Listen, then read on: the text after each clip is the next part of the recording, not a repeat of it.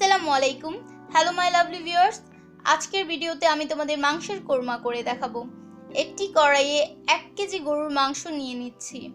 2 চামচ soya sauce, 4 চামচ আদা রসুনের পেস্ট, 1 চামচ ধনিয়া ও পুদিনা পাতার পেস্ট, 1 চামচ মরিচের পেস্ট, 1 চামচ বাদামের পেস্ট, 4 চামচ টক দই, 4টা এলাচ, 5টা লবঙ্গ, 12টা কালো সাদা গোলমরিচ, আধা চামচ গোলমরিচ গুঁড়া, 1 চামচ জিরা, আধা চামচ গরম মশলা, একটা দারচিনি, একটা তেজপাতা 4 পিস করে নিয়েছি, সবগুলো দিয়ে দেব। পেঁয়াজ কুচি করে কেটে রেখেছি 2 কাপ দিয়ে দেব।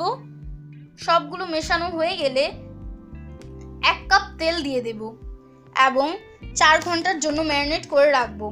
তোমরা চাইলে সর্বনিম্ন আধা ঘন্টাও ম্যারিনেট করে রাখতে পারো। আমি 4 ঘন্টা রাখছি, 4 ঘন্টার বেশিও রাখতে পারো তোমরা।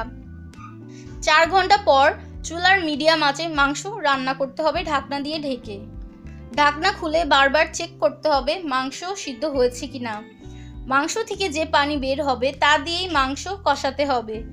ঢাকনা খুলে দেব। দেখতেই পারছো গরুর মাংস সিদ্ধ হয়ে গিয়েছে এবং তেল উপরে উঠে পড়েছে। এখন 1 ফোঁটাও পানি পাবা না। যদি তোমাদের গরুর মাংস সিদ্ধ না হয় এবং পানি শুকিয়ে যায় তাহলে আলাদাভাবে গরম পানি দিয়ে দেবে পরিমাণ অনুযায়ী। মাংস সিদ্ধ হয়ে যায় তাহলে হয়ে গেল তোমাদের মাংসের কোরমা।